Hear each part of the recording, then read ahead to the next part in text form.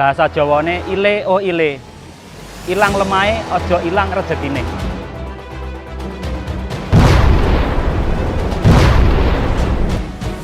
Lalu dihargai murah. Lalu kita pun ikut berjuang, Mas. Ya pokoknya saya pikir-pikir dulu, saya belum setuju dengan harga yang sekian. Masyarakat terdampak bendung bener inilah yang merupakan cikal bakal dari perkumpulan ini. Jadi master pen ya masyarakat. Nah, ile itu sebetulnya juga sekaligus mengingatkan masyarakat. Tertinggi, megah, simbol lumbung pangan Jawa Tengah Selatan. Seolah kita disamarkan kepada mereka yang hidup puluhan tahun dari hasil hutan. Tidak punya pilihan, tak terbayang masa depan. Hutan-hutan mereka akan berubah menjadi genangan, berpagar tapak bendung. Janji manis, kenangan indah masa kecil dulu, menghantui setiap jejak langkah mereka berjalan, menyingkap ruang-ruang hidup warga yang masih berjuang mendapatkan keadilan. Kami persembahkan Ile o Ile. 8 Desember tahun 2019. 8 Desember itu kita dapat undangan. Pada 9 kita suruh datang ke sini menghadiri permusyawarahan. Berangkat dari warga yang mendapatkan undangan musyawarah Bendungan Bener. Awalnya masyarakat 3 desa, yakni Desa Guntur, Kemiri, dan Nglaris. Permasalahan mulai muncul. Isi musyawarah berbeda dengan inti undangan. Bukan membahas bentuk ganti rugi dan nilai kerugian. Iya, suruh tanda tangan, dipanggil satu-satu, tapi kita tidak dikasih tahu nominalnya itu berapa, harga tanah itu berapa. Intinya nanti kita suruh ke depan dipanggil satu-satu. Kalau yang setuju suruh tanda tangan, yang tidak setuju nggak usah tanda tangan. Proses musyawarah pun dijaga ketat aparat. Warga yang tidak dapat undangan tidak diperkenankan masuk ruangan mengikuti musyawarah. Kita pikir-pikir harga kita tuh dihargai dengan sangat murah, antara dari 50.000. Yang paling tinggi itu kalau nggak salah 63 ribuan, Mas. Lepas itu macam mana kita dapat harga itu naik, kita sama-sama minta tolong sama mas-mas yang pandai atau Pak Lurah atau siapa, kita minta pertimbangan lah supaya harga kita, tanah kita itu naik, Mas. Boleh dibuat bendungan itu, kita boleh, tapi dengan harga yang normal sewajarnya, janganlah murah sangat. Warga yang tidak mau membubuhkan tanda tangan, itu artinya menolak. Dan satu-satunya jalan pilihan, yakni menempuh jalur hukum di pengadilan. Pilihan yang sulit dan menakutkan bagi warga yang awam dengan hukum. Hingga akhirnya ada satu warga yang berani menolak. Ia bernama Maksum. Yang menolak cuma satu, cuma saya. Tapi karena musyawarahnya itu enggak musyawarah, bilang-bilang orang lain itu dipaksa, jadi akan nggak bisa berkutik karena takut dia dipaksa untuk bertanda tangan untuk supaya harga itu diputuskan sekian.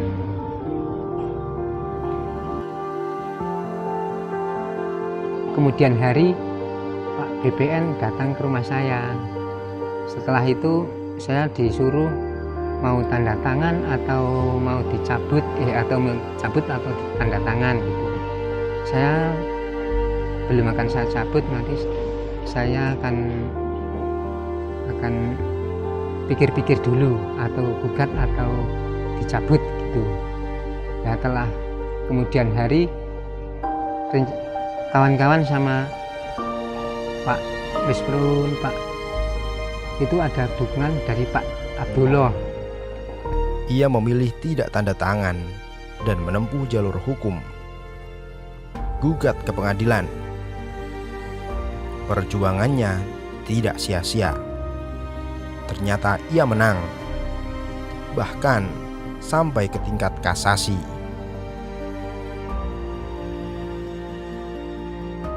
Dengan adanya tanah yang disewa ini sebenarnya ada pro dan kontra. Yang pertama dulu sudah ada kesepakatan. Sebelum pembayaran semua itu kan nggak boleh dikerjakan. Namun demikian karena PT atau perusahaan itu sudah dapat tender, dia pengen kerja, akhirnya diadakan sewa. Sewa itu pertama ada 25 bidang. Tetapi pekerjaannya lebih dari itu. Hanya 17 bidang ke depannya lagi sudah dikerjakan, namun sudah dibayar walaupun sempat ada terjadi kegaduhan. Yang terakhir terjadilah ada 9 bidang milik 8 orang sudah dikerjakan, pemilik pun tidak tahu. Akhirnya terjadilah keributan, dihentikan pekerjaan dan sebagainya. Akhirnya mendapatkanlah kompensasi dari tanah yang baik dikerjakan atau yang kerusakan. Kerusak yang tidak akibat pekerjaan itu, contoh tertutup, tertimbun tanah, tanaman semua habis, sawah yang terputus atau tertutup aliran airnya sehingga tidak bisa menyawah, itu diminta kompensasi dari jumlah 191 pemilik atau sejumlah 148 hektar itu yang rusak. Dan pihak yang merusak pun tidak ada etikat baik, minta maaf atau apa. Disitulah putaran master band yang sangat-sangat digaungkan oleh masyarakat, yang mewakili masyarakat untuk bernego-nego dengan baik pihak PT, PWS, dan BPN dan lain-lain adalah semua dari master band yang didukung oleh masyarakat.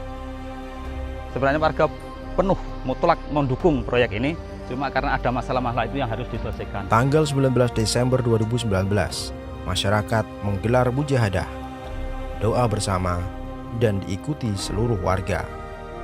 Mulai saat itu muncul korlap di semua desa. Korlap inilah yang kemudian menjadi cikal bakal terbentuknya master band. Master band adalah organisasi atau perkumpulan masyarakat yang berasal dari warga masyarakat terdampak Bendung Bener. Jadi semua keanggotaan master band itu berasal dari warga yang tanahnya atau keluarganya terdampak akibat pembangunan proyek Bendung Bener. Jadi kenapa saat ini master band masih eksis di dalam pembangunan proyek Bendung Bener? Karena memang masyarakat terdampak Bendung Bener inilah yang merupakan cikal bakal dari perkumpulan ini. Jadi master band ya masyarakat. Bayangkan coba kalau misalkan tidak ada wadah masyarakat untuk menyampaikan unek-uneknya, sampai saat ini mau jadi apa? Nah, dari itulah kami membentuk atau berkumpullah, saat itu belum membentuk. Saat itu berkumpul setelah kejadian di Bukit Besek tanggal 9 Desember 2019 tersebut. Dari masing-masing desa, yaitu dari ada 7 desa dari Klaris, Limbangan, Guntur, Karangsari, Dungluteng, Bener, dan 1 desa di Kecamatan Gebang yaitu Desa Kemiri. Bertemu dan saat itu mempunyai visi misi yang sama, yaitu untuk memperjuangkan hak agar tanah milik kita itu dihargai dengan harga yang layak. Saat itu setelah adanya peristiwa 9 Desember di Bukit Besek, kami mengadakan istighosah bersama di ST00 atau di titik 00 pembangunan jalan akses spillway pembangunan proyek Bendung Bener. Saat itu dihadiri juga oleh anggota DPRD dari Dapil 6, dan kami berusaha untuk menyampaikan permasalahan yang ada di proyek Bendung Bener ini. Padahal sebelumnya kami sangat antusias dengan adanya wacana pembangunan Bendung Bener ini. Bahkan dari warga sendiri ikut serta dalam pemberkasan. Padahal saat itu hanya tim, kan sudah ada tim sendiri yang mengadukan untuk pemberkasan tersebut. Tetapi karena antusias warga dengan sukarela, bahkan sampai ke tanah-tanahnya yang ada di pelosok sana, berusaha mendampingi mereka yang mengukur lahan dan lain sebagainya. Dengan keinginan sendiri, bahkan materai pun saat itu masyarakat dengan sukarela itu saat itu, dengan sukarela untuk untuk membuat sendiri berkas itu agar segera selesai. Tetapi ternyata saat itu 9 Desember menjadi titik balik semuanya. Apa yang kita gadang-gadang yang tadinya katanya akan mendapat ganti untung, ternyata saat itu bagaikan petir di siang hari, harga hanya 53.000 sampai 63.000. Masyarakat mau berontak bagaimana? Saat itu hanya ada 2 pilihan, diterima atau ke pengadilan. Master Band itu pertama kali dibentuk untuk mensukseskan pembangunan bendung bener, akan tetapi masyarakat juga tidak dirugikan. Dalam kaitannya ini masyarakat juga ingin harga tanahnya dibayar dengan harga yang layak. Kita sangat mendukung proyek bendung bener. Akan tetapi proyek pembangunan bendung bener ini diharapkan juga mensejahterakan warga terdampak bendung bener, sesuai dengan apa yang mungkin diharapkan bahwa pembangunan bendung bener ini untuk kemakmuran masyarakat. Jadi kaitannya dengan Master Band, masyarakat terdampak bendung bener ini, bahwa ketika nantinya pembangunan ini sudah selesai, bisa membawa kemaslahatan untuk kita bersama, sesuai dengan apa nama dari Master Band, yaitu ile o ile, ilang lemai ojo ilang rezekine. Master Band juga ikut berperan memberikan masukan atas Perbub Tanam Tumbuh, di mana saat itu masih menggunakan Perbub Tanam Tumbuh dari Kebumen. Master Band atas dukungan anggota DPRD Dapil 6, khususnya Muhammad Abdullah dan Rohman, berjuang keras agar Perbub Tanam Tumbuh dapat segera ditandatangani. Proses bagaimana lahirnya Peraturan Bupati nomor 77 tahun 2020 tentang nilai tanam tumbuh terhadap lahan-lahan yang terdampak bendung bener. Masyarakat sebetulnya sudah mengusulkan melalui kami yang ada di DPRD, kemudian DPRD juga sudah berkali-kali mengkomunikasikan saat itu dengan Bupati Pak Agus Bastian untuk menerbitkan sebuah peraturan yang bisa menjadikan dasar bagi penilai untuk menilai seberapa sih harga tanaman yang ada di lahan-lahan masyarakat itu. Tetapi kemudian usulan itu cukup panjang, belum ada hasilnya. Baru kemudian ada titik terang itu ketika saat itu Bupati dan Wakil Bupati kita itu nonaktif dikarenakan mengikuti kontestasi pilkada. Karena dua-duanya mengikuti kontestasi pilkada, maka ditunjuklah PJS Bupati di Projo yang saat itu dijabat oleh Ibu Yuni Hastuti.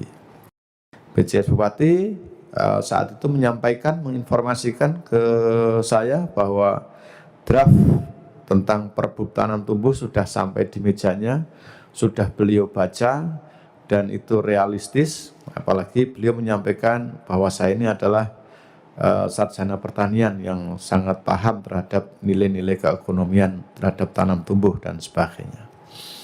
Tetapi karena PJS itu tidak dapat menandatangani peraturan bupati sebagaimana bupati definitif, maka yang bersangkutan harus minta izin terlebih dahulu pada Menteri Dalam Negeri. Lalu setelah surat dari Kementerian Dalam Negeri turun, PJS Bupati menandatangani peraturan Bupati nomor 77 tahun 2020 tentang nilai tanam tumbuh untuk PSN Bendung Bener. Nah, inilah kemudian yang dijadikan bahan, yang dijadikan sumber oleh tim operasional KJPP untuk menilai tanam tumbuh yang ada di sana. Proses perjalanan panjang perjuangan masyarakat itu, apalagi ini mewakili banyak orang dan membersamai ribuan orang, tidak mungkin kalau mereka itu tidak ada yang mengkoordinir. Tentu mengkoordinir soal komunikasinya, koordinasi keselamatan di jalan dan lain sebagainya, mau tidak mau harus dibentuk yang namanya koordinator. Nah, saat itu kemudian muncul koordinator dari berbagai desa. Dari 7 desa itu masing-masing desa ada korlapnya atau koordinasi atau koordinator lapangan. Jadi tiap-tiap desa ada korlap, koordinator lapangan yang mereka nanti akan menjembatani arus informasi dari kami atau dari mana yang disampaikan kepada warga. Nah, ILE itu sebetulnya juga sekaligus mengingatkan masyarakat. Nanti Anda kalau menerima uang ganti rugi dipergunakan sebaik-baiknya supaya kamu tidak kehilangan mata pencaharian. Peran dari Master Band hanya mengkoordinasi keinginan masyarakat. Pendamping hukum juga diberikan ruang untuk mendampingi kasus Pak Maksum secara hukum. Tepatnya akhir tahun 2019. Waktu itu beberapa warga, khususnya warga terdampak Bendungan Bener, datang ke kantor saya, kantor Hias Negara SA dan rekan. Warga menceritakan kronologi di mana pada saat musyawarah di Bukit Pesek 9 Desember 2019, warga tidak diberikan ruang untuk berpendapat atau sosialisasi terhadap warganya yang di rumah berkaitan dengan harga, karena menurut warga nilai ganti rugi tersebut terlalu murah, antara 53.000 sampai 63.000 per meter. Perjuangan Master Band dalam mengawal hak-hak warga terdampak masih akan terus berkobar hingga keadilan itu betul-betul tegak di atas proyek strategis nasional Bendungan Bener.